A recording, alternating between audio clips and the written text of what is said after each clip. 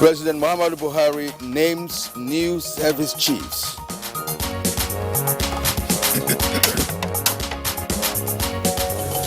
Education receives a boost with inauguration of Committee on Alternative School Program.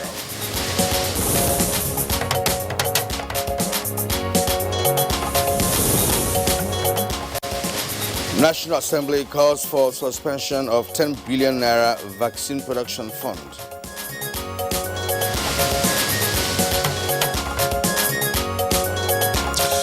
On Good Morning Nigeria today, we shall be discussing the appointment of new service chiefs and the task ahead.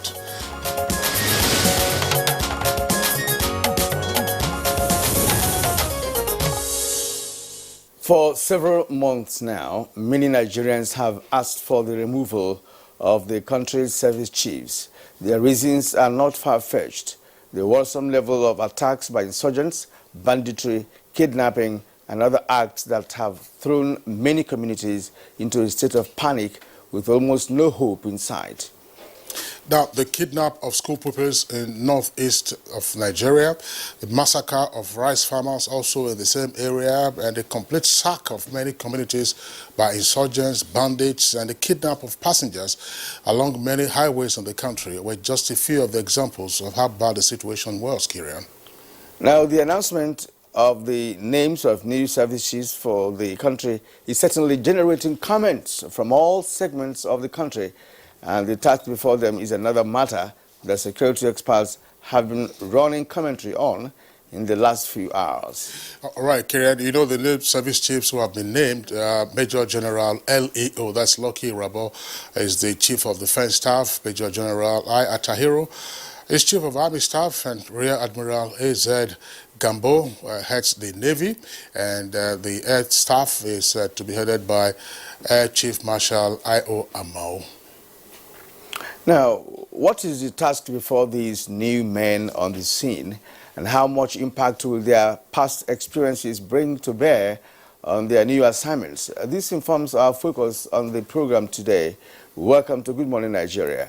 I am Kirian Umayo. Thanks for joining us. And I am Kingsley Osadolo. I joined my colleague Kirian to also welcome you to the program. Reaching you live on the network service of the Nigerian Television Authority. We are broadcasting from our Abuja headquarters studios. As usual, we'll have our complimentary segments, and this will include newspaper review, business, and others. Kirian, just before we bring in our colleague Lydia DJ Chief for the highlights of the morning news, you know, we did say that the clamor for the removal of the service chiefs, or indeed for their voluntary resignation, had been on for quite some time. Exactly. And of course, the new names that we have, that they're not really new. I mean, they have been in the scene as well, working with the service chiefs that have just resigned.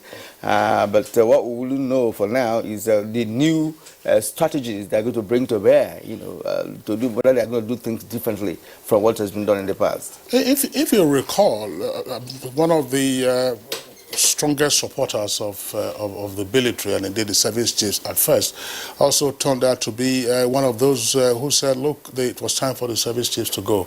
That's the former governor of Borno State, Hashim Shatima, who at some point said that the former service chiefs, as they are now, had run out of ideas, and that they needed new initiatives to be able to prosecute much more forcefully and perhaps also successfully the war on terror. I think what has actually added to the the problems of security that we have in the country is banditry and kidnapping. That's right. These two aspects. Of course, we've been with the Boko Haram for a while now. Of course, we know that they're not normal, the usual army that we have. So the kind of war between Nigeria and the asymmetric, exactly.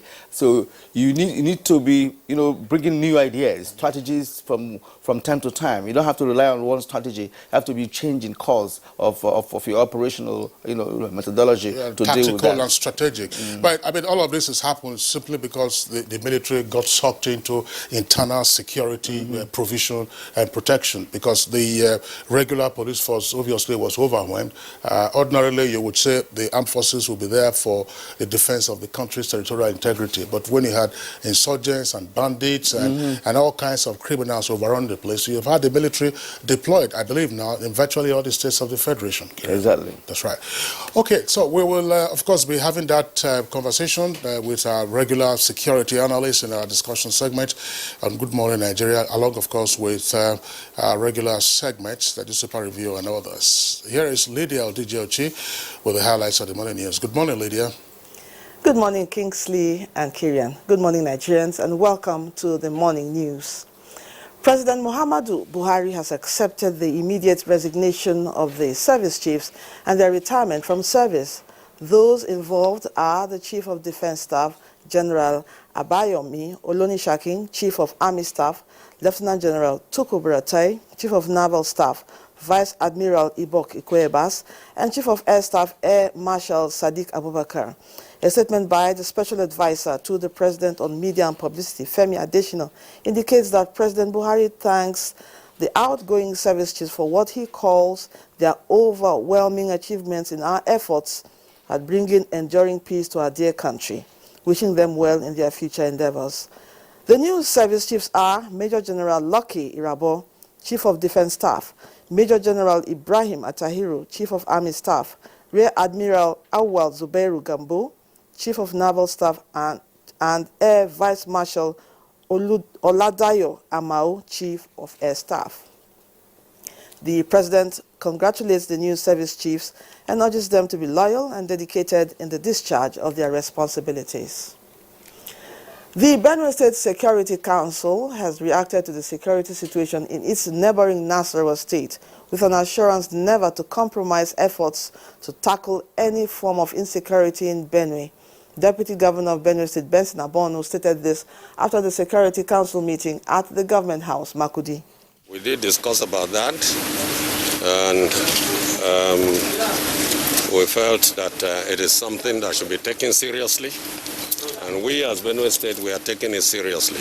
And we are trying to see what we can do to ensure that the security of Benue State is not compromised. The Federal Ministry of Humanitarian Affairs, Disaster Management and Social Development has been directed to coordinate the deployment of a national plan of action towards achieving a holistic, comprehensive and holistic basic education for Nigerian children. The President gave the directive while inaugurating the newly constituted Presidential Steering Committee on Alternative School Program. The initiative will be scaled up to ensure the acquisition of relevant technical skills in the process that can enable the beneficiaries to participate in gainful economic activities. The Federal Ministry of Finance, Budget and National Planning, as well as the Federal Inland Revenue Service, have been directed to commence immediately remittances of funds approved by law to the National Agency for Science and Engineering Infrastructure, NASENI. President Muhammadu Buhari, who gave the directive, insists that NASENI must be provided adequate financial, human and material resources towards executing its mandate to realize its full potentials. The President was speaking at the meeting of the agency's governing board as its chairman. Deliberate deployment of engineering, science, technology and innovation, using technology domestication and reverse engineering of capital goods, making them available in Nigeria that can fast-track realization of our collective will to build capacity and reduce poverty among our teeming populace. And now to matters concerning health. The National Assembly Joint Committee on Health has resolved that the Ministry of Health should suspend the spending of the 10 billion naira released to it for vaccine production until it receives detailed breakdown of how the funds will be spent. The committee arrived at this resolution during a meeting with the minister and top management of the Ministry of Health. We'll put it, we'll write it, until when you provide us with a satisfactory answer. The Minister of Health suspends the further use of any money already released, as according to the 10 billion release according to the budget of 2020. Now, some beneficiaries of the federal government's N Creative program designed to train youths of Nigeria on how to maximize the numerous opportunities available in the creative industry have expressed their readiness to take advantage of the training received to create wealth and be employers of labor rather than job seekers. The program was flagged off by the Minister of Humanitarian Affairs, Disaster Management and Social Development, Sadia Umar Farouk. My studio, I think I will be able to train others too. I will do by establishing my own studio. 500 individuals are going to benefit from this program, and it's supposed to be a training program for almost 3 months. Now, COVID-19 update. 1,303 new cases of COVID-19 has been confirmed in Nigeria by NCDC as of Tuesday, the 26th of January, 2021. Lagos has 478 cases, FCT 211, Nasarawa 83, Rivers 72, Kwara 42, Edo 36, Ondo 34, Benue and Kaduna 32 cases each, as Katsina and Plateau have 26 each. Kano and Taraba also recorded 25 new cases. Others are Osun 22, Delta and Oyo states 21 cases each, Niger 19, Sokoto 18, Ebonyi 17, Ekiti 14, Gombe 13, Ogun 12, Bauchi 11, Zamfara 8, Borno 4, and Jigawa 1. Discharged cases stands at 99,276, with death recorded of 1,522. And that concludes the morning news highlights. Good Morning Nigeria continues with Kingsley and Kirian after this break. Good morning. My dear party members, there comes a time when all good people must not only speak, but rise up and get involved in the task of improving their society. The need has never been greater than now for all Nigerians to actively contribute to the all-important task of nation building by bringing about good leadership and governance. For most citizens, their greatest weapon is their vote. Register now for your party and register when the time comes for elections.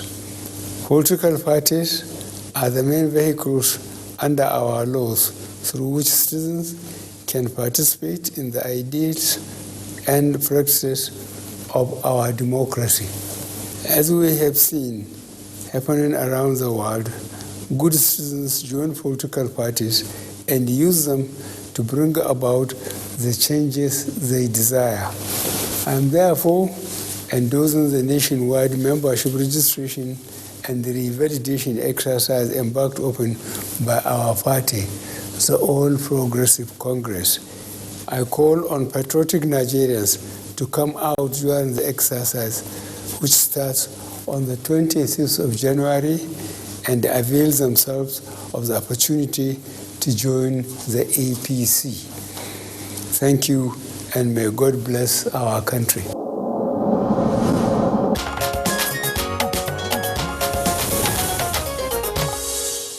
Program is Good Morning Nigeria. I will now go business. Central Bank of Nigeria retains monetary policy rate at 11.5%. Let's now join Kunle Adeye for details. The Monetary Policy Committee of the CBN retains the benchmark interest rate at 11.5%, while the asymmetric corridor of 100 and minus 700 basis points around the monetary policy rates remain. The cash reserve ratio at 27.5% and the liquidity ratio at 30% are also retained. The Apex Bank resolved to intensify efforts at providing targeted credit facility to sectors hit by the impact of COVID-19 and encourage governments not to consider lockdown of the Nigerian economy. But we think this should be central bank's contribution to ensure that interest rate, particularly for interventions, which are targeted to other households, SMEs, agri, health sector, pharmaceuticals, agri and manufacturing, that will stimulate consumer spending and increase manufacturing output, that we need to support it. We will continue to do so. And to the floor of the Nigerian Stock Exchange, the city details of Tuesday's trading, January 26, 2021.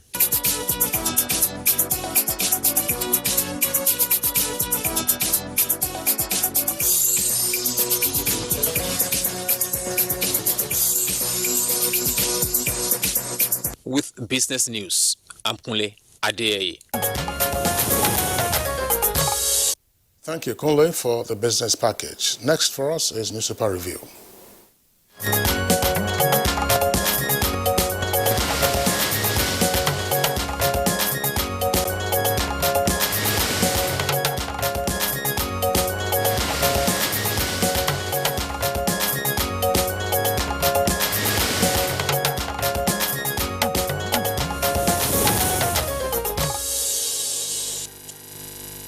Now we welcome Bayo Atoyebi, our newspaper reviewer. Bayo, it's good to see you again today. Thank you, Kyria. Good morning. Good morning, Kingsley.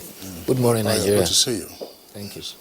All right, now we start with the Nation newspaper. Above the nameplate of the Nation newspaper, Amotekun intercepts herders with guns in Oyo, on page 7. Suspects handed over to the police for probe. Ex-Governor Yari fulfills 700 million naira to government. Waiting game continues for ambassadors designated. That's all the two stories on pages 8 and 5. And now, below the nameplate, Iboho, I won't relent in my fight against criminal herders. Then with the writer, those who set my house on fire are cowards.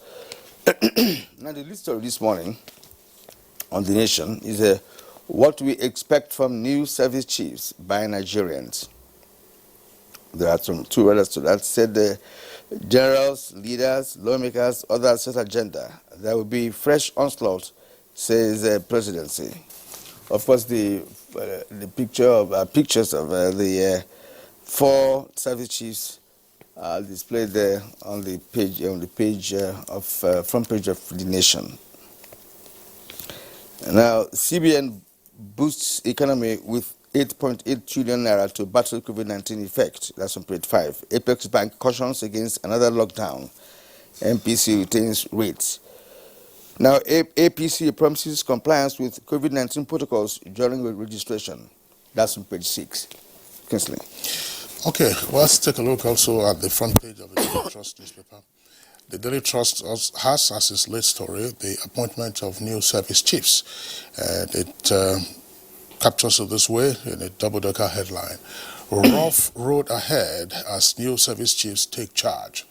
Rough road ahead as new service chiefs take charge. With 2 riders, why Buhari bowed to pressure on Buratai and others. What we expect from them, that's according to Nigerians. You have details inside the paper. And the photographs of the new helmsmen are also there on the front page. Major General LAO. Well, it turns out that the initials of the new Chief of Defense Staff also could just rhyme as a name, Leo, L-A-O. Yes. But just say Major General Leo Irabo, who is Chief of Defense Staff, has been a guest on a number of occasions on Good Morning Nigeria.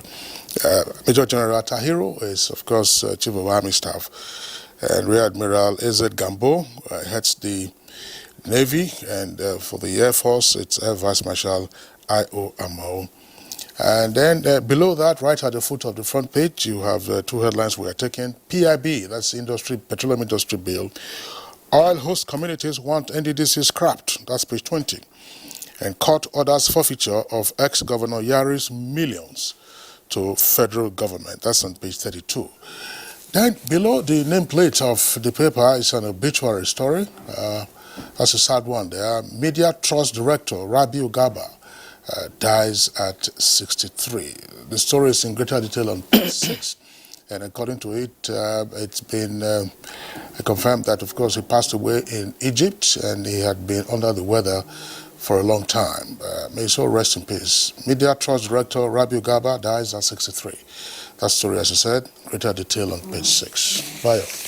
Thank you, Kingsley. Let's start with the announcement of the the service chiefs. Their names have been identified. Major General Lucky Rabo is now the Chief of Defense Staff. By way of experience, he was former commander of Operations Lafia Dore and also Force Commander for the Multinational Joint Task Force. The Chief of Army Staff is Major General Ibrahim Atahiru. Until his appointment, he was the commander of the 82 Division of Nigerian Army. He was also Theater Commander Operation Lafia Dore in 2017. The Chief of Air Staff, Air Marshal Isiaka Amao, was the Air Officer commanding Tactical Air Command and also has served as Air Component Commander of Zaman Lafia and Operation Lafia Dole. The Chief of Naval Staff, Rear Admiral Awole Gambo, is an underwater specialist with specialization in intelligence. Until his appointment, he was the Director of Procurement, Defense Space Administration. The former service chiefs were appointed 13 July 2015 and were confirmed by the Senate on the 4th of August 2015. There were clamor for their replacement severally. Nevertheless, the appointment is always at the pleasure of the Commander-in-Chief, and which pleasure came when they resigned and the President accepted their resignation. The new service chiefs are subject to confirmation by the Senate, and they are all now not new to the theater of operations of war, and they are required to maintain the momentum and also apply more pressure and new zeal. Our new service chiefs, like new brooms, must sweep the security environment clean. That is the high expectation of Nigerians from them. The Central Bank of Nigeria came out of its first monetary policy committee meeting for the year, and they retained the benchmark for the interest rate at 11.5%. At the same time, the Central Bank provided clarification on its intervention to stimulate the economy by providing $18 billion, which is equivalent of 4.5% of the gross domestic product. The Central Bank Governor Godwin Emefiele says that it has been done to foster economic growth. There's no gainsaying the fact that the economy is in recession. And he says that it is within international best practices to help reflate an economy, especially from negative impacts like COVID-19 during the lockdown. There are other measures that the Central Bank has also put in place. The Central Bank is to extend the grace of interest to all intervention loans, full on issue of high cost of food prices. Central Bank has approval to restructure Nigerian Commodity Exchange. The Central Bank is also to blacklist importers who tend to stack away foreign exchange abroad. The Oyo Police Command has reported arson at Sokai in Ibadan, and it was said that gunmen drove into an area known as Sokai, Sako in Ibadan, and fired into the air and set a resident that is said to belong to Sunday Adeyemo, otherwise known as Sunday Igboho, ablaze. However, it was the mini parlor that got burnt before the fire brigade were able to come in and stop the fire. The police says they are out after the hoodlums and they hope to get them arrested. Now, talking about that story, it's been running for a while. This Igboho man who was a leader, in that part of Oyo State, who was also part of those who are asking some headers should leave a particular area of settlement because of the activities of some of the headers that have turned to be criminals. And so after the expiration of the ultimatum that he gave, then this action was taken by hoodlums burning down his house. Well, because from what we've read, that the police says that the investigation has started to know who did that. And on this paper, he says, look, those who did that are cowards. Well, you see, he also has been fingered about setting ablaze the home of a Fulani leader in the Ibarapa area, in the Igagan, which was the crosses of the quit notice that you later. But the governor of Oyo State, Sheyi Makinde had actually intervened and said that nobody had the right to quit anybody from the state. Criminals will be investigated and apprehended, but nobody should quit another person. The other corollary to that was what happened in Ondo, but apparently peace has restored now. The headers have accepted to register to remain in the reserve forest. And there's something happening now. There's a new surge of kidnapping going on now. I don't know. It has surfaced all of a sudden. Just yesterday, Biniore, there was a very serious kidnapping that happened around the Biniore expressway just yesterday. Yes. There are sporadic attacks, and apparently it's just like an old rag. When you are trying to mend it here, it will tear there. And apparently the criminals who are involved in this are moving around. When they put pressure on them in one side, they move to another. You recall that in the past week, the hunters in Kogi have been hunting down the criminals within that area. And so they have migrated now to the other. That's what used to happen along the Kaduna-Abuja expressway.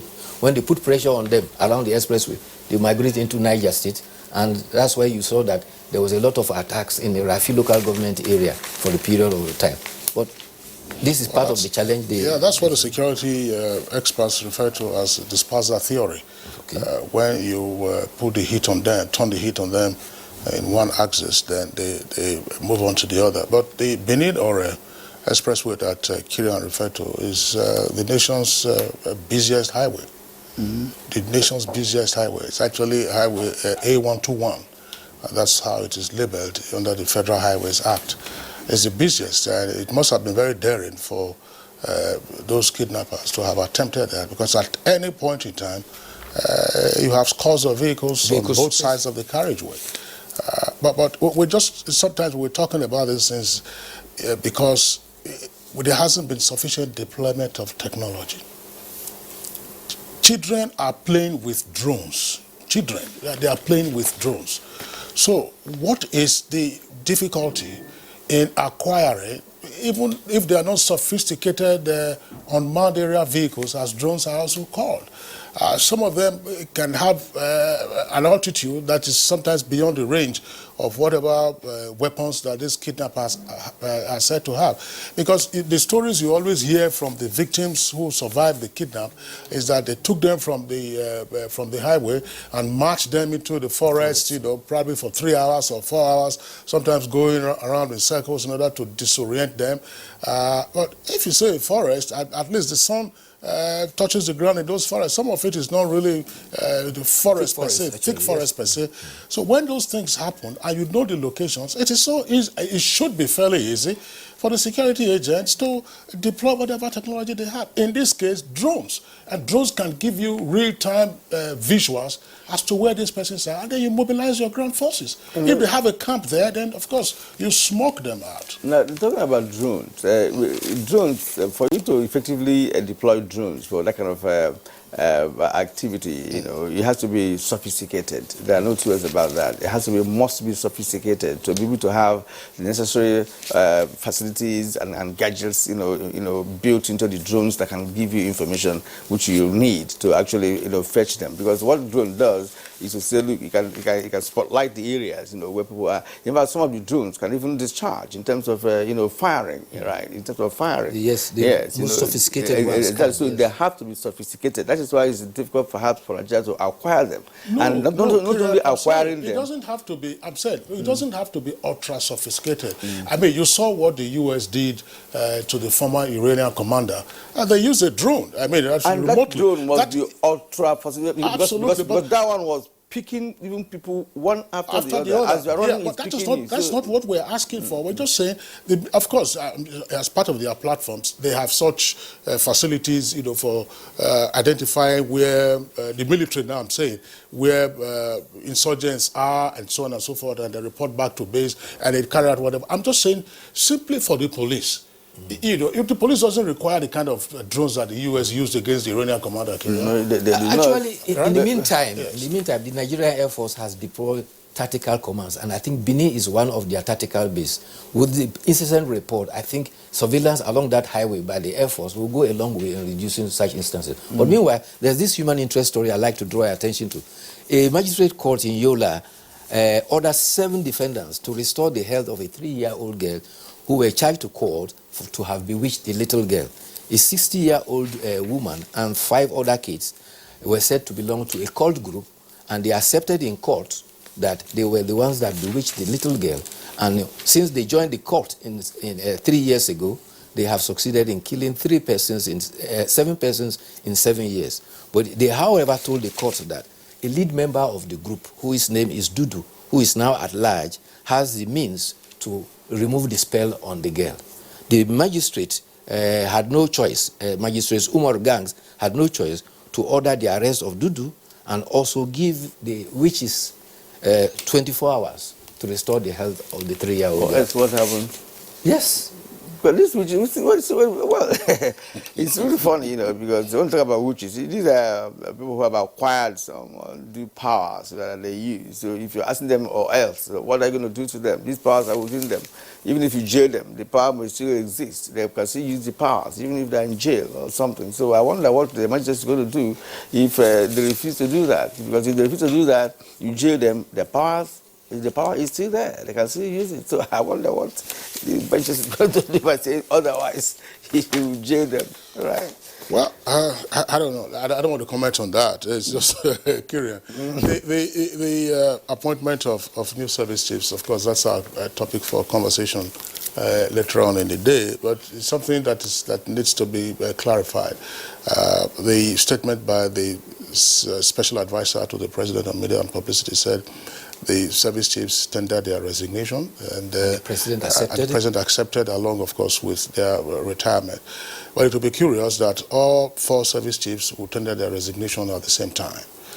So perhaps that's some soft landing for saying that this is a way of saying, gentlemen, time up. Thank you very much for being of service to the Federal Republic of Nigeria. 4 of them going to have resigned simultaneously, unless, of course, there was a demand by the Commander-in-Chief, which is within his powers. He had indicated, if you recall, last year that this year was going to be a difference, and that has happened. So best of luck to the former service chiefs, and of course for the incoming ones who will be subject to confirmation by the Senate. We also wish them the very best. Indeed, congratulations for them completing their tour of duty to their fatherland. And the one newly appointed, congratulations, but the task ahead is Herculean. The whole nation is looking forward to them to bring succor to the challenges of security that we have in the nation. Right. So on that note, Bayo Atebe, we'd like to appreciate you for being around. We'll see you again tomorrow. Thanks a lot for being around. It's Good Morning Nigeria. As always, we are live on the network service of the Nigerian Television Authority, broadcasting from our Abuja headquarters studios. We'll take a short break now. When we return, we'll get ahead with our conversation segment. The counsel of our fathers. I will urge and advise our younger generation to use talent and brain to sort out problems, not arms. Nigerian youths, let's build our nation together.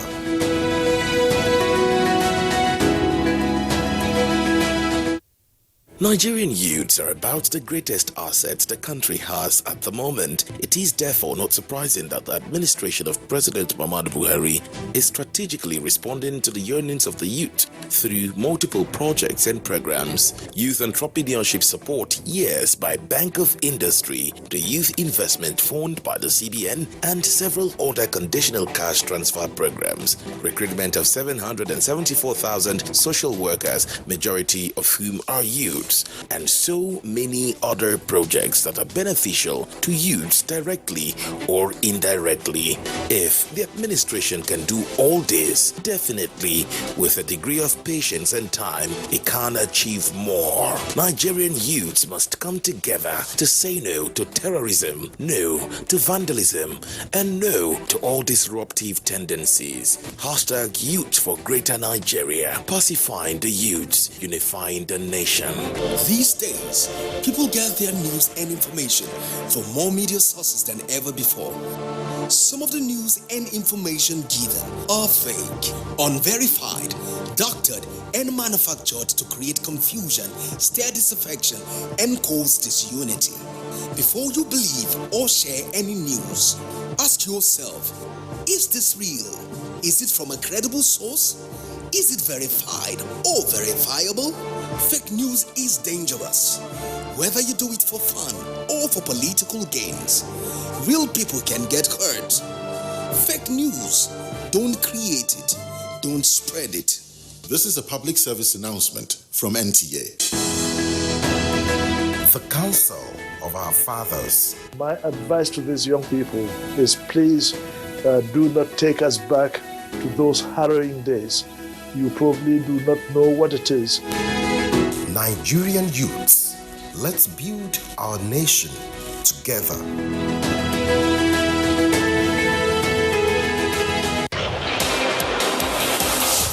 Their first win in the Premier League, Sheffield United travelled to the Etihad Stadium to take on second-place Manchester City.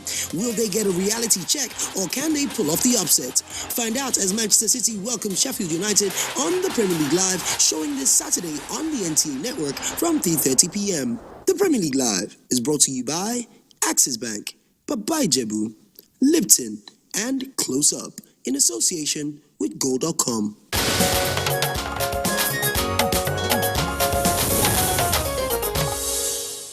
Thank you for staying with us on this edition of Good Morning Nigeria up to this moment. Now, before we begin our conversation on the task before the new service chiefs, let's take this report by Oyemi Ajayi.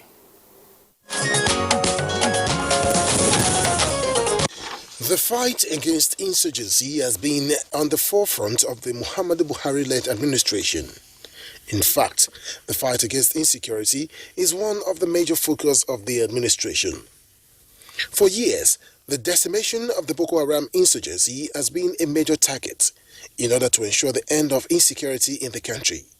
But sadly, the hydra-headed monster has continued to prevail from Boko Haram, banditry, kidnapping amongst other social vices, despite series of efforts, tactics, as well as operational code names created in the fight. This led to the call by some Nigerians for the president to change the service chiefs as to allow the injection of fresh ideas in the fight. Worthy of note is the efforts put in which led to the dismantling of different Boko Haram strongholds, capturing of some of the top Boko Haram commanders, seizing of many ammunition and weapons belonging to bandits, as well as continuous protection of the country's sovereign integrity. However, on the 26th of January 2021, the president announced the appointment of new service chiefs to take on the fight against insecurity in the country. Our expectations as Nigerians is for them to be able to end insecurity. The Boko Haram, the armed banditry, the kidnapping, all these things, they shouldn't focus only on Boko Haram. Yes, I believe that the new service chief to sit down, go back to the drawing board, involve technical teams within the military and see where they can bring in check and balances. I expect these ones to work for the interest of Nigeria, not personal interest. Now, with this new phase, what more are the expectations of Nigerians? What new tactics should they bring in to surmount insurgency? These are some of the questions guests on NTA's Good Morning Nigeria will be answering shortly.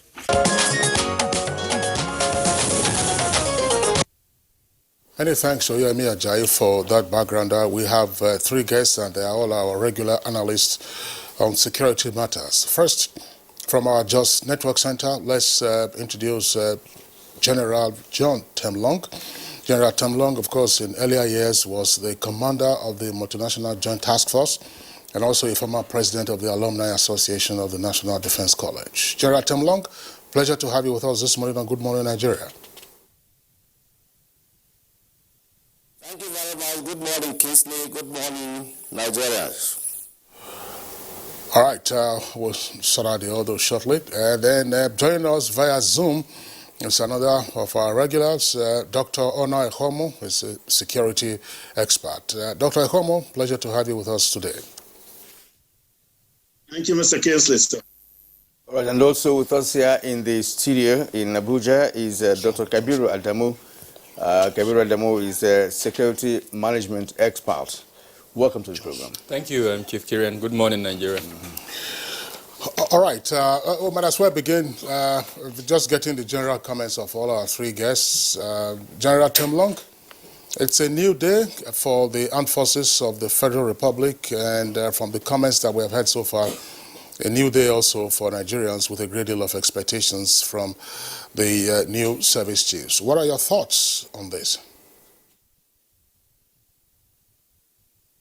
Thank you very much, Kingsley. I think, first of all, let me congratulate the new service chiefs for a well-deserved appointment and to thank the former service chiefs for their services to the country. Unfortunately, Nigeria is where people hardly appreciate what you have done.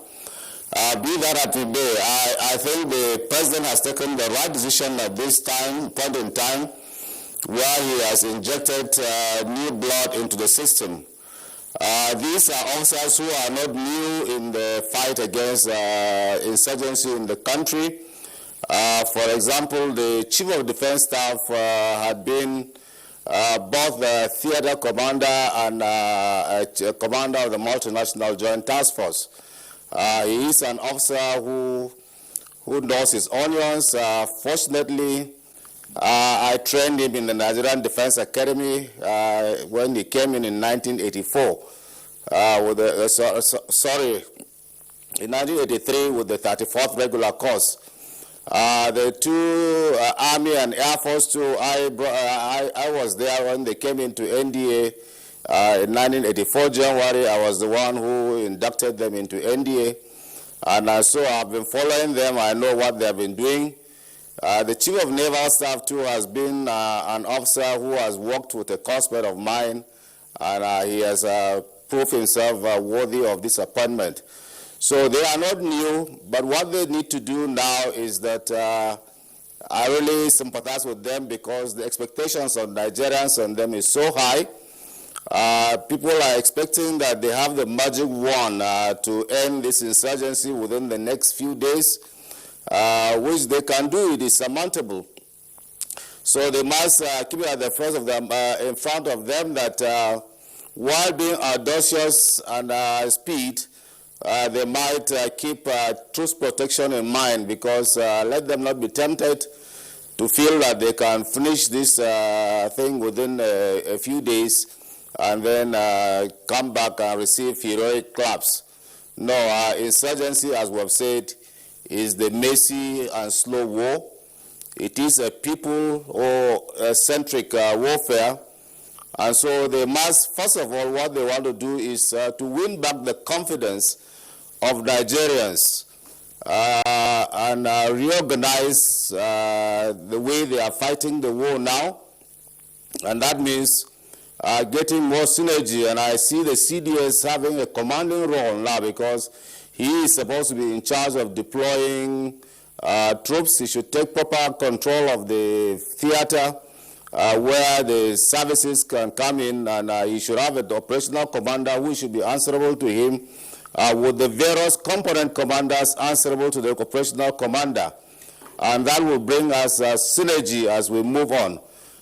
We need to get the people, the government of Borno, Yobe, and Adama, and even the whole Nigeria, to key into this fight in the country, because it is a people-centric war, and unless the citizens win the war, the military or the security agencies cannot win it.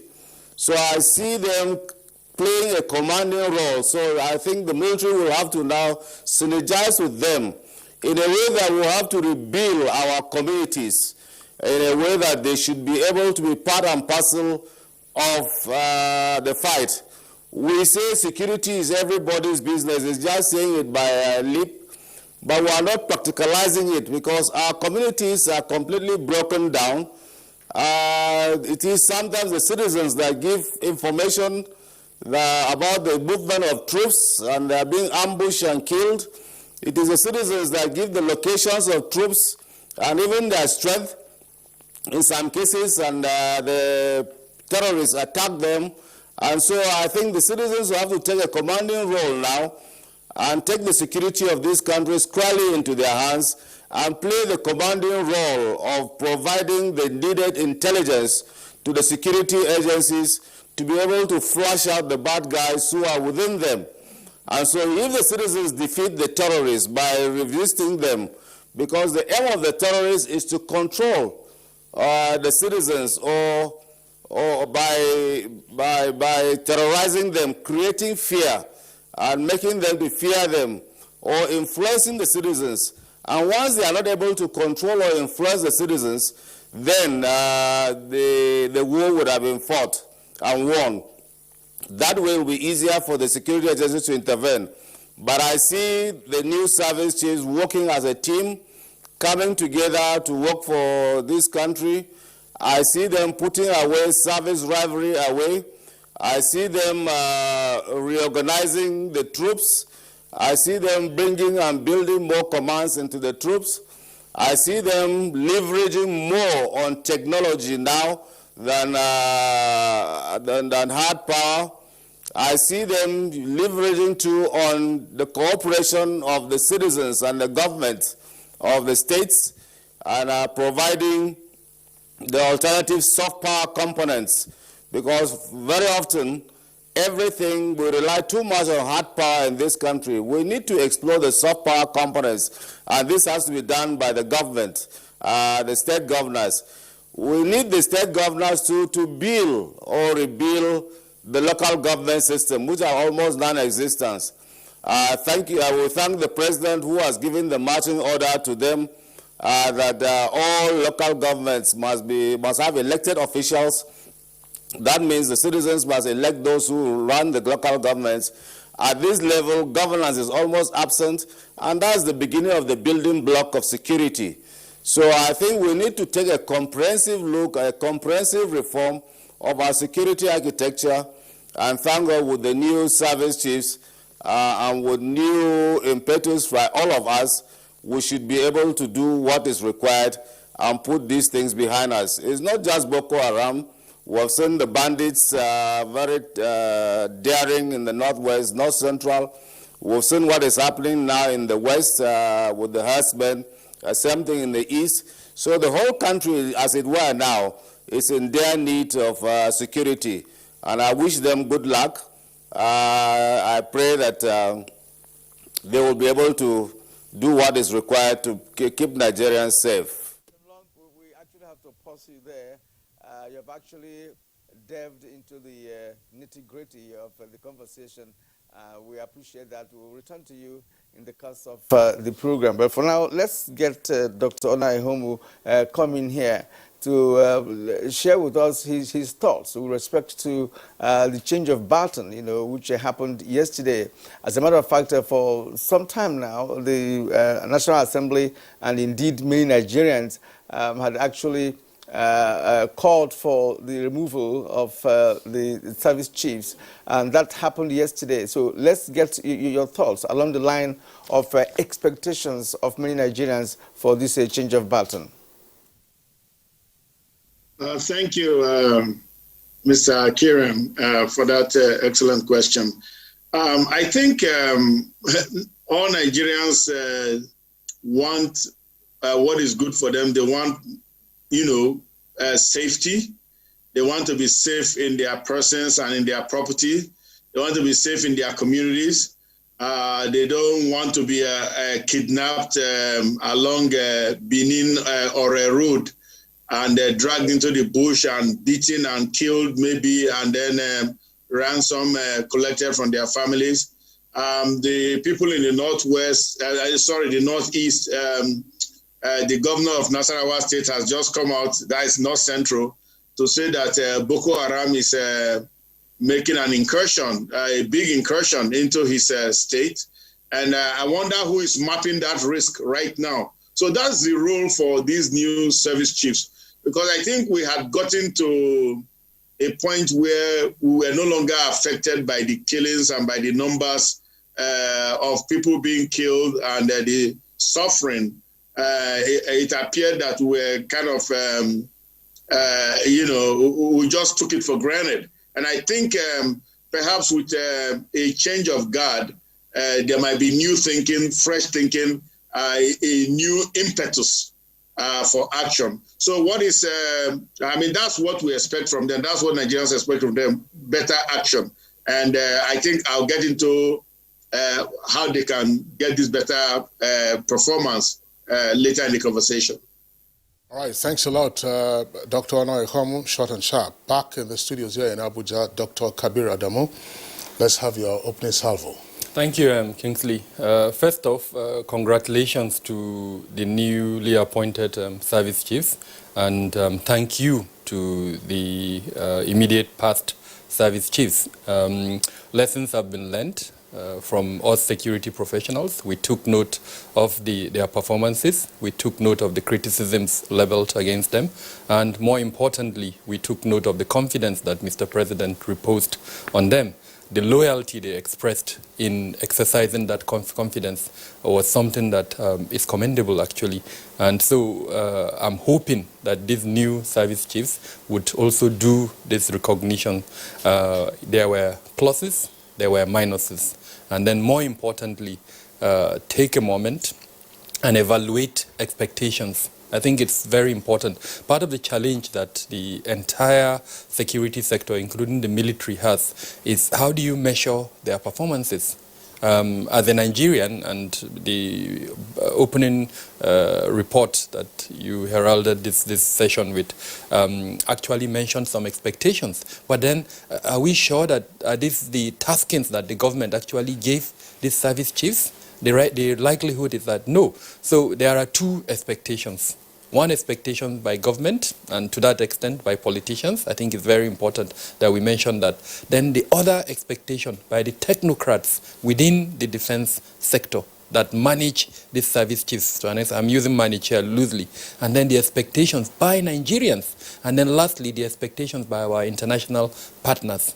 Now, all of these are important. How do the new service chiefs balance this expectation and create a medium that at the end of the day, all of these sectors that I've mentioned will now give them a pass mark. So that, I think, is where we are at the moment. Now, if you look at the responsibility that has been placed on especially the military, we are conscious of the constitutional rule of the military in Nigeria, which is the protection of territorial integrity, addressing internal insurrection, and then any responsibility that is given to them by the president. Now, today, we have woken up to a situation where the Nigerian military, unfortunately, is doing more than these three things that I've mentioned. It's heavily involved in internal security matters. Now, what are these? I think the likelihood, if you speak to any Nigerian at the moment, he will mention three things to you. I would just mention them, not necessarily in terms of their relevance. Terrorism, kidnapping, and then banditry. Now, unfortunately, even if you appoint superheroes as the service chiefs to tackle these three issues, it will be almost impossible for the simple reason that they need the support of all the other security agencies as well as even the government. So an evaluation of where they are what we call strength, SWOT analysis is very, very important at this moment in time. General Tenglong has mentioned a lot of things with regards to advice and cooperation, but I think it's absolutely important that from the beginning they do a SWOT analysis, understand the strengths, understand the weaknesses, and then more importantly, chart out a course. In doing this, what are the measurement mechanisms, the metrics that they will use in terms of evaluating their performance? They don't need to make this public, but internally there is a need for that. And perhaps in the course of our discussion, I'll go into the details of all of this, but I think mavericks have been appointed by Mr. President. Almost everyone I've spoken to within the military hierarchy has found the personalities of these four persons as commendable persons who importantly, have the support and can ginger the morale of the people they are leading. And that's absolutely important because Nigeria is in a state of war, quote and unquote. And so you need commanders who would have the support of the troops. And I think we have that at the moment. All right. Thank you. Let's return to General Temlong once more. Sir, from the scenario, painted by your co-discussant here in the studio, there seems to be a situation where the country is besieged by several forms of insecurity. We are talking about insurgency. We are talking about kidnapping. We are talking about banditry. Yes, the military may actually have the responsibility of defending the integrity of protecting, defending the country, not necessarily for internal security matters, as the case may be. But because of these three phases of insecurity in the country, banditry, for instance, we have hundreds of persons living in ungoverned areas with arms, sophisticated arms and ammunition which they are using on a daily basis. Now, what should be the first line of action by these service chiefs? Are they going to bring to the table, a format that will just focus on insurgency, or will they look holistically on the entire insecurity in the country, perhaps to accommodate banditry and kidnapping?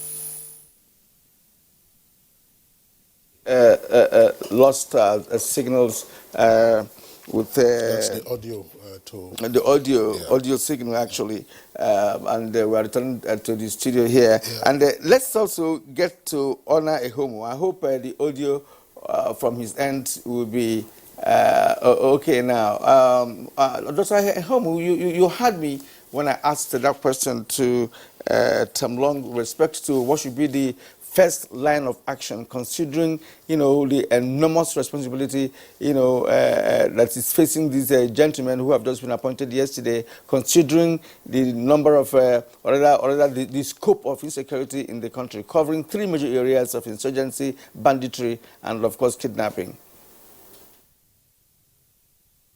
Thank you, Mr. Kiran, again. Well, they have their work cut out for them. That's just to use that cliche. They have a lot of, we have a lot of, let's call it a wide threat spectrum, which is well known to them. And it is their role as military leaders to provide solutions. Like I said in my earlier comment, the measure of performance that is most important is the security and safety of each and every person living in Nigeria today. And so, I mean, that's just what it is. So what should they do? That's your question. Well, I think we need to put on our thinking caps now. We need to use our cerebral tools, because as managers of the security program of the country, as the leaders of the security program of the country, the work they are most suited for, or the work that's most important for them to do, is use of intellection, that's use of knowledge to solve problems. I don't expect General Rabo, even though he's a great military hero, to carry a rifle and go to the war front. But his job is to put the program together, put the strategy together, understand the problem, in a very organic manner, and then provide solutions which will be executed through his men and through the citizenry. Now, what do I mean by this?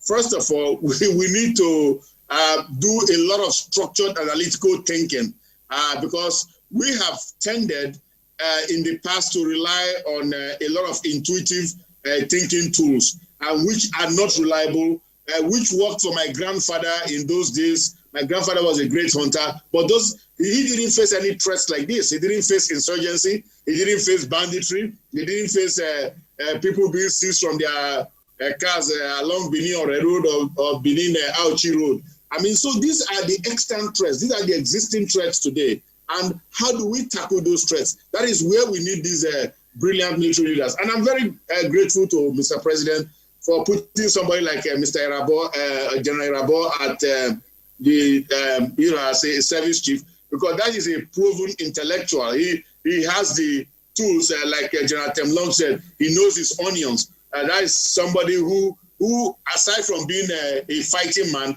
He has, knowledge tools to use. General Gambo is also another brilliant, very brilliant officer. And I'm sure the others too, they are also very brilliant people. I know all of them. And so what I'm saying is we need to, they need to understand that the biggest thing that we expect from them is muscular thinking, robust thinking. And what do they need? They need to use structured analytical tools because these are very complex problems. They are messy problems. I think somebody used the word messy. I think it's General Temlong just now. They are messy problems. They have a lot of stakeholders. They have a lot of people they need to serve. They need to please. Mr. Kabir was talking about expectations. We are talking about consumers. When we use intelligence analysis, lexicon. So they have a lot on their plate, and I think the first thing to do is to kind of reach out to their former teachers like General Temlong, reach out to consultants who can work with them in building powerful models, because we need to be able to build predictive models for where the threat is going, and so that we can intercept it before it gets there. This is a job they must do. We cannot blame the politicians.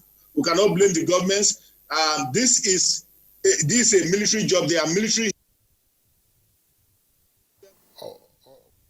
Do just that, please. Thank you.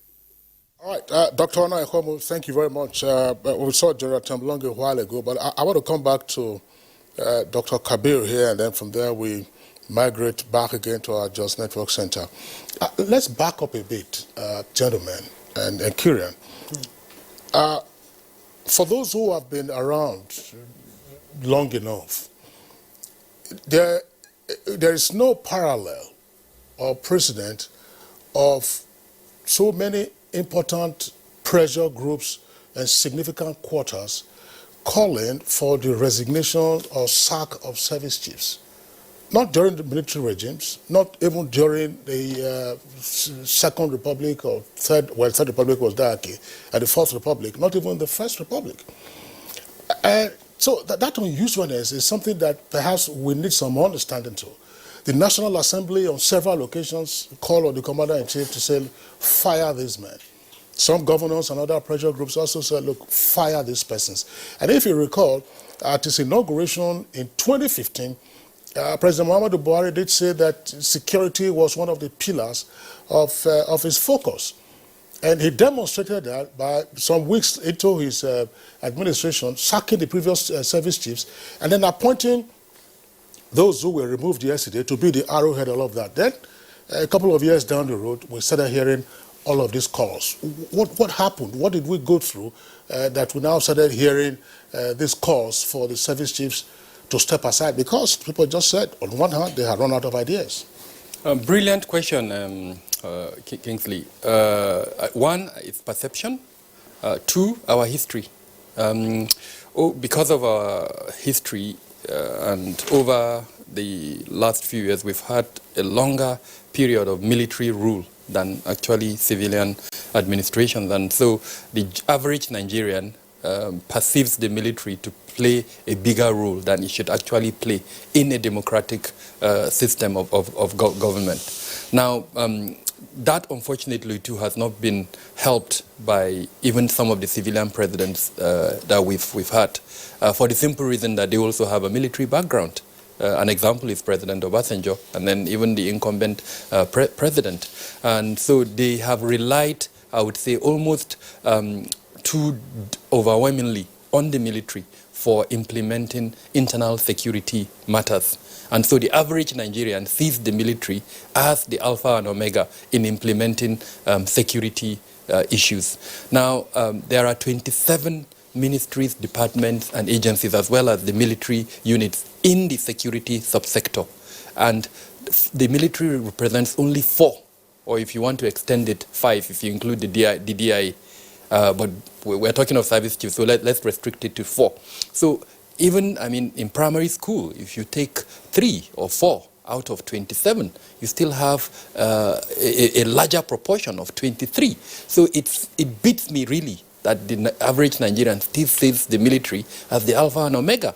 And with all due respect to the military, it's in national security matters everywhere in the world, especially in advanced democracies. The military actually plays a back role, to the extent that if you look at, for instance, the biggest democracy in the world, which is the US, or the most advanced anyway, not the biggest in the world, the US, it's very rarely that they appoint in certain key positions, including the National Security Advisor, Homeland Security departments, name them, military persons to head those units. They are usually civilians with industrial security or public security knowledge. But in Nigeria, the reverse is the case. The National Security Advisor is usually headed by the military, and name them almost everywhere. Now, that's not in any way saying that the military does not have a role in national. It does have a role. But my point is that that role should not supersede the role of the other civilian security departments. And so that answers your question. Because of this perception, a lot of Nigerians wanted more from the military. And unfortunately, the military leadership did not help matters, because they took on responsibilities that perhaps at some point they should have looked at the political leaders to tell them that, look, this is not our role, as it were. Why don't you do X, Y, Z? It will help us. Because remember, politics is about balancing interest. And in these two interests, there are two, I think, key things that we can always think about. The centrifugal forces that are tearing us apart, and then the centripetal forces that are bringing us together. It's not the responsibility of the military to balance these two. The insurgency that is ongoing, to an extent, is a centrifugal force. The secession threat in the northeast is a centrifugal force. Is it the role of the military to balance that? No. Politicians or political leaders, and to an extent even traditional leaders, have responsibility to balance this disparate nature of our society, and then law enforcement and security agencies will now come and find a balance. So in direct response to your question, one is a responsibility of perception, and then secondly, unfortunately, our historical antecedents. Well, that's well explained, if you ask me, because as Kingsley said, when in 2015 the new services that left yesterday were being inaugurated, right, it was the belief of everybody that things are going to change. But I give it to them that they did well too in their own right. We recall that then over 10 council areas in the northeast, in Maiduguri were captured, were being run by Boko Haram. They were able to, push them back and all of that.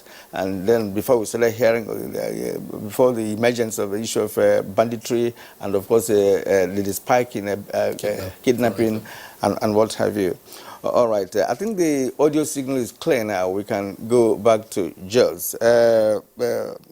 General John Temlong, I asked a question shortly before we had that audio issue, and that borders on what should be the next line of action by these new service chiefs with respect to the fact that they have been in the field, they had their experience, they worked with the outgoing or perhaps the resigned service chiefs. They know the terrain, they understand the language in all aspects of insecurity that we're talking about. Now, professionally speaking, how would they start? Because the starting point, because Nigerians are expecting changes, and if these changes do not come as quickly as they want it, there could be more calls as we had in the past. We just listened to Dr. Ademu talking about that perception, Nigeria's perception about achievements, Nigeria's perception about giving responsibility, and the result that they expect as soon as possible. So what should be the next step by these chiefs to start a new wave of action that will, of course, fight the numerous insecurity problems that we have in the country? Thank you very much, Kingsley. I think we need to get it right that the president listens to Nigerians. It is his responsibility to provide security as the chief security officer of the country. And so his own perception cannot be different from the perception of Nigerians. It should be the same, because he listens to Nigerians. He knows where it pinches them. In fact, it is because of that that he was elected. So the question of compartmentalizing the perception does not arise, because it is the president who is supposed to provide security. And security in itself is tangible. It can be felt. It's not something in the abstract. If you leave Benin going to Lagos, if you are not stopped on the way, you know that you are secured. Or there is no fear of you being kidnapped on the way, or you are sleeping in your house. So security is something that is felt. It's not an abstract. Secondly, to know that what they are supposed to do is to look at the strategy itself now. And I'm sure from the strategic guidance that the commander-in-chief would have given them, they will now go and do an analysis of that guidance and come up with a strategy. And the strategy that I think they might come out should be a two-pronged strategy. A strategy of using both the hard power component and the soft power component. The soft power component should be executed by the state governments and the citizens, and as it were, getting the citizens organized, rebuilding the communities, building their capacity in security awareness and security training, and sort of providing for themselves some soft form of defense so that they will be able to be alive before the military comes, security forces come in. And then the hard power component is where they need to neutralize based on the intelligence that is given to them, because it's an intelligence-driven operation that we are going to be fighting. And so you need to up your intelligence using both human and electronic or technological intelligence. So they need to up that game. And so take the road to the various strategic enclaves. We look at the center of gravity of the terrorists and the insurgents. What are their centers of gravity? Hit at those centers of gravities. And in this case, part of the center of gravity of terrorists or insurgents is the population itself, because the population acts as the oxygen of the insurgent or terrorists. If the population do not cooperate with them, if they are not able to control the population, if they are not able to intimidate the population, if they are not able to influence the population, they will be left bare. And that, to me, is the oxygen of the insurgents. And then you now go to where their command and control nodes are, and make sure that you get them off, knock them off, knock off their hardwares, and then you prevent them from getting people recruited, because it is from the population that they are recruiting their soldiers. And so once you're able to provide that, and that will be part of the soft power component, those will be the strategy of the states and the people and the traditional institutions and the local governments to prevent and stop them from having people being recruited by them, and to cut off their sources of influence where they influence the citizens, cut off their sources of supply, and then you hit them properly and give them no respite. Definitely is going to be a Herculean task, because you need to get back the people involved. Now you need the Director of State Security Services have to come in very seriously here. Other intelligence agencies will have to come in seriously here. The police will have to up their game, because you have to rebuild the police force as we are. I think there is something being done about organizing the police, courtesy the NSAS. They have to build back the confidence in the population, so that they'll be able to, when they see things and report to them, those who are the informants are sure that they will not be exposed. The criminal justice system too has to be done, so it has to be a whole gamut of things.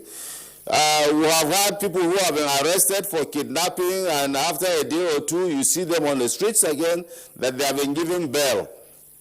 So the criminal justice system too has to be rejected, because if these people who are supposed to be kept behind bars come out again, they are more vicious, and you see it becomes an unending circle of ding dong, because you arrest them today, tomorrow they are out. You arrest them today, tomorrow they are out. And they even know those who have reported them. So the next thing is that they target those who seem to be the informants of the security agencies. So I think it's a comprehensive thing that they have to do. They have to reject the strategy. The strategy has to be two-pronged. You have to look at what the states, what are the soft power components that will be done by the state administration, local government, traditional rulers, NGOs, and then what the hard power component that can be done by the security agencies. But overall, you need serious and credible intelligence, because what you are doing is an intelligence-driven operation.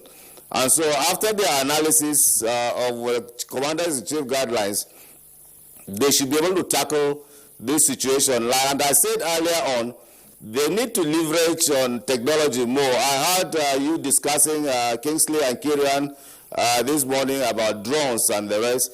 I think we need to insert more drones into the system. The Air Force have acquired some, but we need more. We need more drones. They can do more. General Temblong, thank you very much. But I still want to stay with you to ask again another purely military managerial question.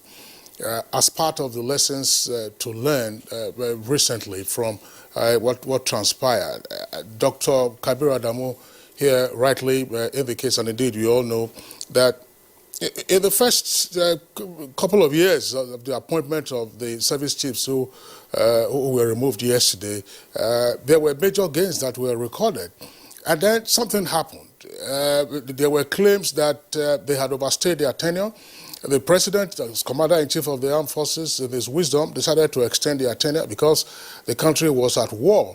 But there were some voices, I'm sure you probably heard some of those voices and the views from the street, that after a while, the continued stay of the service chiefs beyond their age of service and even their age in real life, that's the fact that they had overspent their required number of years in service, tended to dampen the morale of their subordinates.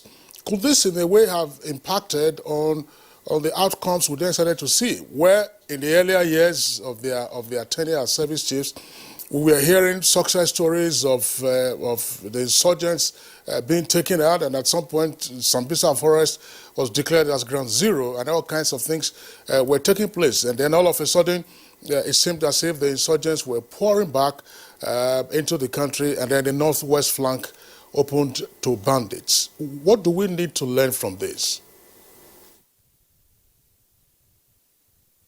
Well, thank you very much, Kirian. That's Kingsley. That's a good question. Definitely, you know that.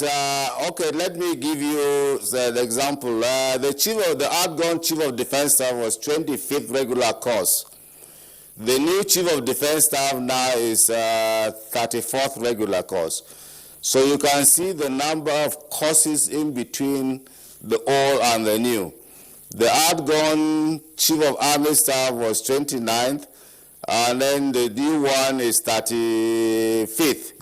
So you can see the number of courses. So definitely within the system, there will be some officers who would have thought they could have made up to the service chief. So you could see courses 30, 31, 32, 33, 34 never made service chiefs, and it's just 35th. So definitely within that system, they will be there. And with our system now, you have a lot of people who are clamoring, even putting ideas into the head of some of the military officers, because I understand the chief of army staff did mention that when he was decorating some officers about people talking to them. So there will be some restiveness, definitely, that you expect. You expect too that we reach a stage where you had Some governors governor openly criticizing the military in front of the whole international community and the rest. Those sort of things dampen morale. So definitely those situations were there. But you see, you could understand the thinking of the commander-in-chief, and having been a military officer himself and having studied military history, and having trained in the U.S. too, you will understand that during the Second World War, General Eisenhower, General Patton, General Field Marshal Montgomery, General Wavell, General Slim, Lord Mountbatten, and the rest, once the war started, they were, General Bradley and the co., they were there until the end of the war, from 1939 to 1945. So you understand, if the commander-in-chief thought of continuity, keeping them together there, he was looking at, it's not something new, it has happened before. You understand too that General Ajo was chief of staff for a very long time. In fact, I think it's just Buratai that has gone some 6 months over and above him. After Buratai, General Anjuma served for about 51 months or so in, as chief of army staff. So it's not something new. It's just that there is this restiveness, and then there is a yen, and then everybody's in a hurry. Everybody wants to get things changed and the rest. So definitely you expect that within the system and even within the states and the civil population itself, there would have been that elements of people not cooperating. But as it is now, the decision has been taken by the commander-in-chief, and I think what he has done is that he has put square pegs in square holes, and we expect that these people should be up and doing.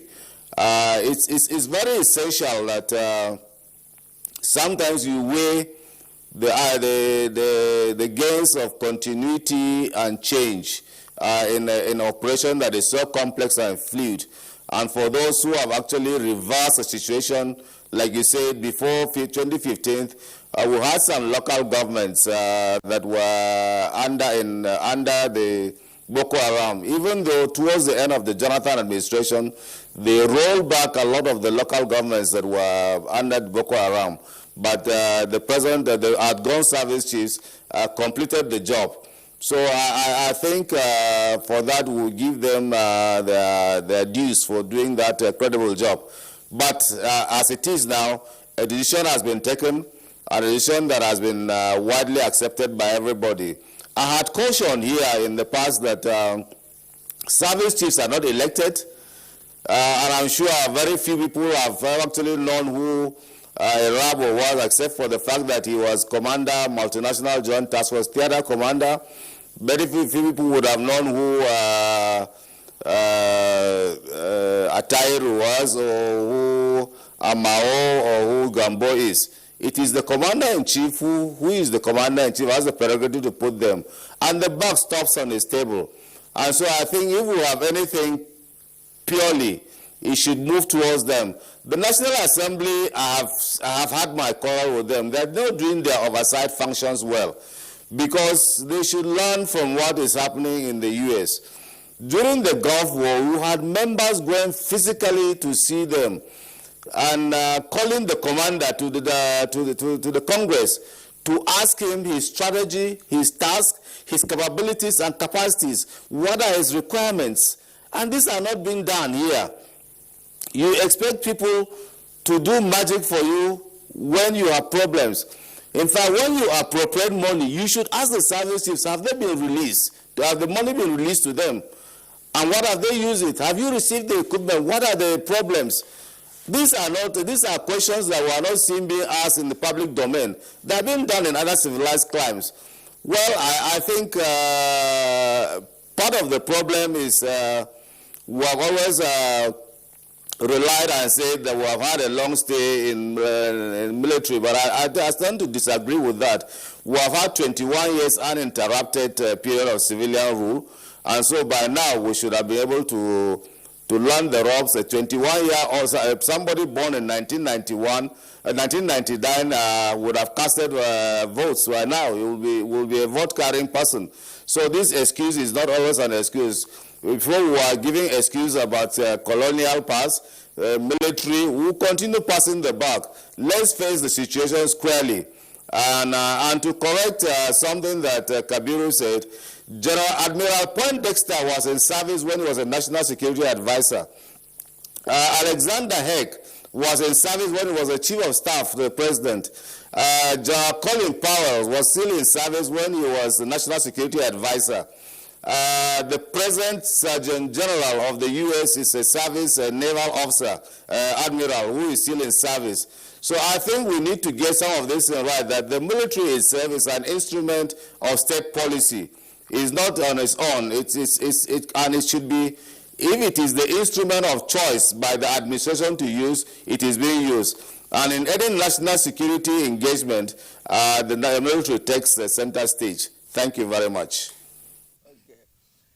Thank you, Jude, for that implicit analysis. Of course, it's really clear, that the military is also part of society and part of the policy. So service chiefs can also play a role in the democratic dispensation. That's what I understand from what he said. Now, back to the studio here, Dr. Kabiru Adamu. Look, the issue of collaboration comes in here. In Nigeria, we've had in the past that issues concerning the Navy, Army, having issues, some sort of misunderstandings and squabbles, and as the case may be. Now, with the appointment of new service chiefs, what would you expect from them in terms of collaboration, intelligence sharing, and of course, collective planned approach, to fight this asymmetric war we're talking about, and perhaps other insecurity issues that we have across the country. What do you expect from them? Because Nigerians will believe that new things are going to happen. This is a new vista of opportunities that Nigerians are expecting to see how we can have results, from the new dispensation in the military. So, what should they be doing with respect to this issue of collaboration and sharing intelligence, applying same in the fight against terror and other insecurity issues that we have in the country? Thank you, Chief Kirian. It's absolutely important for the entire military to recognize the fact that they are not going to be measured, on their units. Nigerians will measure them as a whole. So their performances, so no matter how good the army is, and if the Air Force, for instance, is failing in certain regards, and we can talk about field operations where you expect close air support from the Air Force to the ground troops, and then they don't get that close air support, or unfortunately the army is undertaking an operation, and then the Air Force sometimes drop bombs in that location, and then it affects them. I'm giving scenarios here. So the Nigerian is not going to judge them or assess their performances individually. It's going to assess their performances on the outcome of the expectation. So in this, as an example, terrorism or piracy or banditry. We're not going to say, did the army do well? No, it's the military as a whole. So to that extent, the leadership would need to sit down and fashion out a platform for synergy. And I think it's absolutely important that the coordinating units within the national security architecture, the service chiefs subject themselves to those coordinating units. The Minister of Defense, as an example, the Minister of, the National Security Advisor. I wanted to mention the Minister of Interior, but because of the peculiarity of the Nigerian situation, I know it will be a bit difficult, really, for the service chiefs, but they need to cooperate with that ministry. Because remember, almost all, I think a significant portion of the 23 ministries, departments, and agencies that I mentioned are supervised by the Ministry of Interior. So there is need for great collaboration between the two, as it were, the Ministry of Defense and the Ministry of Interior. And then lastly, the presidency. We were here when the incumbent National Security Advisor actually wrote a letter to the president, complaining about the role that is being played by someone within the presidency with regards to his relationship with the service chiefs. So that's a gray area that needs to be addressed, because I say this, currently the Office of the National Security Advisor is about to launch an intelligence fusion center. And that intelligence fusion center would answer directly your question. So imagine a situation where the service chiefs, as it were, isolate themselves and do not fit into that intelligence fusion center or take advantage of the intelligence that will come from that fusion center. So it's absolutely important that they understand the role of these coordinating units within the national security architecture, and then take advantage of whatever fit that will come from it. Having said that, I would like to correct an impression by Brigadier General Tenglong when he talked about oversight by the National Assembly. I think, to be fair to the National Assembly, they've been playing that oversight. We were all here when someone like Senator Ndume came out publicly and spoke. He referred, after visiting the field, he went there severally and then came back and said talked about equipment deficit within the army. He also talked about funding for the military. So I think that oversight function is there, but can it be improved? Yes, it can be improved. And I think persons like General Tenglong have a role to play because of the vast experience and knowledge they have. Remember, when I spoke about our military past, one of the institutions of government that has suffered from our military past is the legislature, actually. So we are conscious of the lack of capacity, as it were, for some of the committees within the legislature for oversight. And we can help them actually by training them and giving them templates and for this type of oversight. And then on the other hand, will the military itself subject itself to the oversight? That's the point I was talking about when I mentioned about our history and past. The military itself needs to subject itself. It's done very well from, under this Fourth Republic. It's done absolutely very well, but there is room for improvement. There are dark spots within our recent history that if that oversight had been more effective, and then perhaps those dark spots will not have happened. The most recent one is the Lekki shootout and its consequences. Perhaps if the oversight was more effective, those type of things would not have happened. The complaint around human rights, heavy-handedness by the military, those are all areas that I think if oversight was better, then it would have been managed, in a more, effective and efficient way by the military. But having said that, I think we're at a good spot. And this is the time for us to take advantage of a lot of the things that have been mentioned here, including synergy, which is the crux of your question, and then the use of technology. But then in talking about the use of technology, even with regards to synergy, the interface between the current models or modules that the military is using and then the technology that it has brought in. We talk about convergence. I'm sure Dr. Una would understand this very well in military parlance or security parlance. You have a platform that you've already adopted over a period of time, and then you are bringing in a new technology. The convergence between this new technology you are bringing in and the existing one is absolutely important. So we need to be very careful because we have a lot of assets, and I'm very happy to note that the immediate past service chiefs have acquired tremendous assets in a very commendable manner. But then is there convergence between what we had and then these new ones? And then how would these new service chiefs take that forward in terms of the convergence? We're about to employ new soldiers. Are they going to be trained on these new platforms or the old ones? So there are a lot of issues at play, but I think the disposition of the current world, as it were, is to have a light and readily deployable force with the requisite equipment to tackle the threats that is at the moment. What are our threats? We know our threats: terrorism, banditry, and kidnapping. The equipment that have been procured, are they commensurate to tackle these threats? So those are all the issues that, I think in terms of a SWOT analysis, the new service chiefs will have to do. So that General Tenglong mentioned strategies. We have the strategies, and they are domiciled in the Office of the National Security Advisor. The kinetic component of the warfare we're pursuing, that document is domiciled there. The soft power that General Tenglong talked about, the countering violent extremism, is the framework upon which we're pursuing that soft soft power.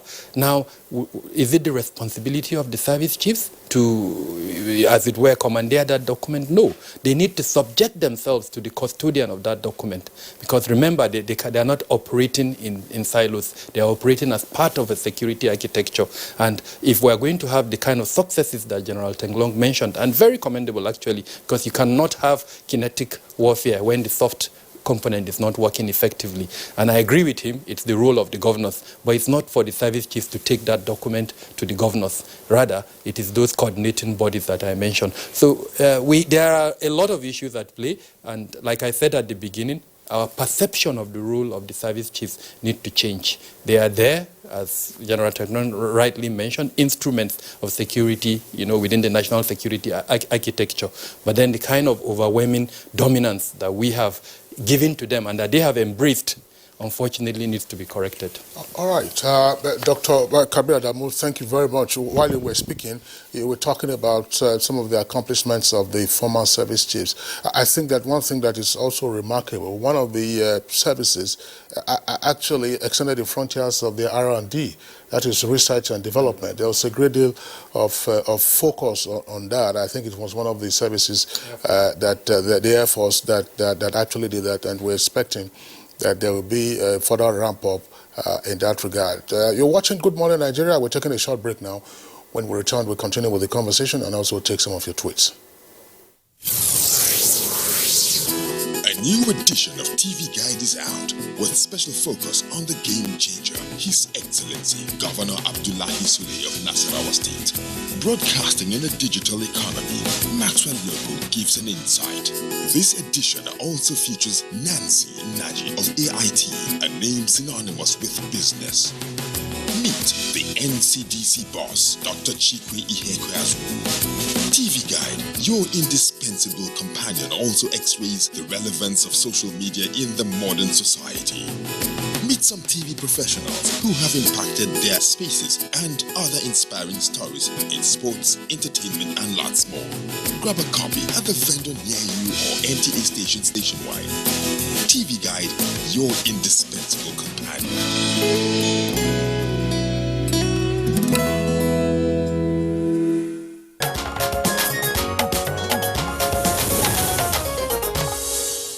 Welcome back, and you're still watching Good Morning Nigeria live on the network service of the Nigerian Television Authority. Let's return to Lagos via Zoom to Dr. Ona Ekhomo. Dr. Ona Ekhomo, I'd like you to speak to one public perception issue with regard, again, looking back to the former service chiefs. There were some views that despite the calls on the then service chiefs to quit, they could not have on their own resigned.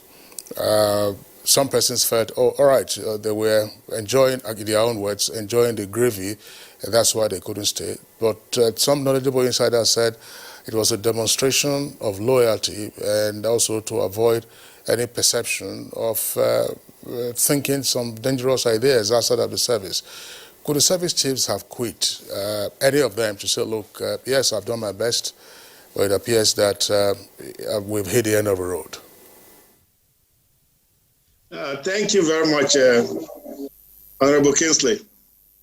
I think it's not in our character to do that here in Nigeria. We don't appointments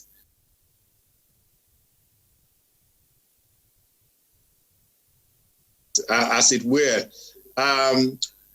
So I think I also leave that to politicians to deal with. But I want to come to an important issue that Dr. Kabir mentioned, convergence.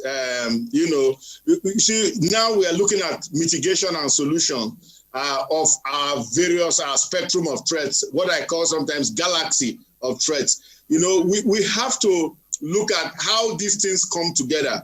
And then I want to bring in specifically, what are we doing in terms of predicting where we ought to be? And what methods are we using? Extrapolation, projection, forecasting, and then what is the dimension of the cause and effect, C&E of this galaxy of threats. Because if you don't understand the problem you are trying to solve, unfortunately you can't solve it. I mean, you can speak to it.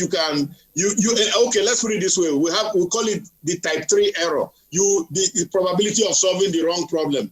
And that is where we are, because I hear a lot of talk about, the problem in the Northeast. Well, that virus, just think about COVID-19. That virus was not cured. We talk about the first 2-year romance of the old service chiefs, and then later there's a decline. Oh, yes, because that virus was not understood and cured properly. That is why it has mutated now. Yes, of course, the problem of banditry has been there, but they were given new oxygen by the fact that the insurgency in the Northeast could not be killed. And that's why these fighters from West Africa, from the Sahel, flowed into Nigeria. And that's the new problem we have. So where does that keep us now? So go back again to to my models of projecting the future. If we don't do something aggressive, and that is why, again, I want to thank Mr. President for injecting new blood into the system. If we don't do enough and something aggressive right now, this is going to mutate even further. So this insurgency, it is one of two things. It's one of three things. We are going to win against the insurgency, and this insurgency you see all over. Whatever name or label you put on it is insurgency all over, whether it's in the North Central, whether it's in the Northeast, Northwest, Southwest, South, it's insurgency all over. We are going to win the battle, or the insurgents are going to defeat us, or we're going to have a stalemate. Right now, what happened after the first 2 years of the old service chiefs was a stalemate. We got into a stalemate where we now said, okay, let us go into super camps, let's defend ourselves against them. I thought we were the authorities, so we shouldn't be doing that. So we have to bring in new thinking and new methodologies of solving this very complex problem. It's not a simple problem by any stretch of imagination, and you need the best mental tools to solve it. I just wonder, Dr. Akwam, thanks a lot. I want to bring in another aspect, because in the course of your analysis and responses to our questions, we've talked about those problems that we readily see and feel, namely terrorism or insurgency, banditry, and kidnapping. But there remains the threat to the nation's blue economy, where you have piracy on the high seas, where you have crude oil theft, and these problems have lingered for years. And now, to use the analogy of Dr. Onai Ehomo, I wouldn't know whether we are at the stalemate, or whether we are winning, or whether we've been defeated. And I'm just saying that, all right, so we can tolerate some measure of piracy and banditry and robbery on the high seas. These are factors that sometimes increase our cost of shipping. Also, of course, leads to leakages in our national revenue. That's usually a function for the Navy, but we don't appear, I mean, from my own perspective, to have made much success of that. Currently, the Gulf of Guinea is recording the highest incidence of piracy in the whole world. And, of course, the biggest country in the Gulf of Guinea is Nigeria. And tremendous investment has been made by the government in the Navy to tackle that. Of course, there is a regional body. The U.S. pressured us to create that body, but then Nigeria is as it were, dominant superpower in that region. And so the expectation is that if Nigeria plays its role, especially in galvanizing its own shores and then the other neighboring countries, then we'll see a reduction in that. And I agree with you totally. It does have an impact on our economy. The good thing is that the revised National Security Strategy document 2019 recognizes all of these things that we're talking about, all the components of national security. Is it health security, food security, name them, it recognizes that. But the challenge has been the implementation of that document, and then more importantly, the coordination between these various elements. And then the most important one for me, that's the elephant in the room. How do you measure these performances? Of course, we keep on putting money in these organizations, and they keep on telling us that they are doing X, Y, Z. But how do we measure these performances? And I think it would be unfair to place that responsibility on the service chiefs or even the Ministry of Defense. That's a responsibility that, to an extent, the National Assembly and the presidency will need to come together and ensure that monitoring and evaluation is enhanced within those organizations so that we have metrics. And in metrics, we should have key performance indicators. We're talking of piracy, for instance, in the Gulf of Guinea. And the world bodies have come out with figures to show that, that's where you are having the highest incidences of piracy in the world. So why don't we have an expectation, the key performance indicator, to say, okay, if in 2020 we recorded 500 incidences, we want by 2021 for it to drop to, let's say, 100, so that at the end of 2021 we can now look back and say that has been achieved, or no, it has been achieved, and these are the reasons X, Y, Z. And of course we now take improvement. So that's how, for the entire security subsector, we have that challenge. And there has been a lot of clamor. The National Institute for Policy and Strategic Studies, for the past few years, have been talking about this enhanced monitoring and evaluation within the national security architecture. I know this is not the focus of our conversation, but one key area that I would strongly recommend is a total security sector reform that would look at these areas: monitoring and evaluation. Corruption, unfortunately, it's one key element that we are not speaking about enough. In your question, you indicated that perhaps part of the reason why the service chief will not resign, and that's a perception by a lot of people, is because they are benefiting from the gravy within the sector. There is no auditing within the sector, no a proper auditing, as it were. So there is a lot of room for leakages. You and I were aware that someone was moving how many billion naira in cash from Sokoto by road when that money was intercepted. And then go to Maiduguri, there are hotels that are owned by several generals, really. And I'm not saying anything is wrong with that, but then conflict of interest.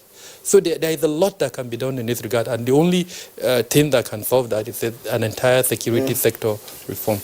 All right, we'll propose you there, as we have so many the tweets here coming from Nigerians who are part of this program from their various homes. So we have several of them. Kinsley, I hope we'll have time to we'll just all of them. Mobola Hobab says every person ever appointed as service chief had done their part to national security. The newly appointed chiefs have their mandate cut out for them already. Prior to the appointment, we knew what the situation was. They came and did their best. The new hands should consolidate. Yahaya Yaro tweets, now the appointment of the new service chiefs is long overdue. However, it's still a welcome development. And for those newly appointed, we wish them all the best in their new roles. Comrade Ngala says the service chiefs tried their best in tackling the insecurity in the country. Kudos to all of them. And for the new service chiefs, I wish them success and good health. They have a big task. All right. Daily Jack Solomon tweets, says, congratulations to the new service chiefs. We urge them to be loyal and dedicated in the discharge of their responsibilities to the country. Steve Bond, the new service chiefs now know they better do well than the former. Utula Sunday, we hope that the new service chiefs will hit the ground running immediately. Vladimir says it was a step towards the right direction. They need to adopt new security strategies. Festus Akimboyewa says that's the new service chiefs, must work as a team, and the federal government should give them weapons needed to defeat Boko Haram and bandits. And I believe they already know what is on ground. Therefore, ensure personnel readiness, policy planning, and training of their respective services for the combatant commanders to utilize and ensure our nation's security. All right, this is from Yunusa Idris. The new service chiefs should, as a matter of urgency, adopt innovative technology as well as synergize with sister institutions. All right, Leo Fadaka, surely the security architecture has gained a boost after a persistent pressure from Nigerians over increasing insecurity. With synergy, we hope the new service chiefs will tackle insecurity differently and stamp out banditry and insurgency. Mike Ayakwo says the service chiefs should work and collaborate with locals in the areas of intelligence gathering. We wish them good luck in their new assignments. Law Alpha C, Nigerians have long clamored for a replacement of the service chiefs, like fans would, if a football coach would pour out. But I think support from both governments in the area of adequate motivation and citizens will ensure their success. Ajiboye Olubumi, a good move, though long overdue. However, better late than never. The task ahead of the new service chiefs is synergy. Philemon Babagana, the appointment is long overdue. Okay, that's what we just read. Festus, we read one from Festus. Let's say Jamie for peace. As a new set of people with new approach and new ideology, I think new idea will go a long way in filling the vacuum left by their predecessors. Jones Ferrari, the problems of Nigeria are not the service chiefs. We need to change some military doctrines. Some of the doctrines are old and pre-colonial. All right. We have Multana Farouk. The appointment of service chiefs is a welcome development to the fight against insurgency in Nigeria. However, there's urgent need for the recruitment of more personnel, improvement of their welfare, especially the police force, and the manufacturing of weapons locally. Bello Muhammad, I hope Nigerians will be patient with the new service chiefs and pray for them at these trying times.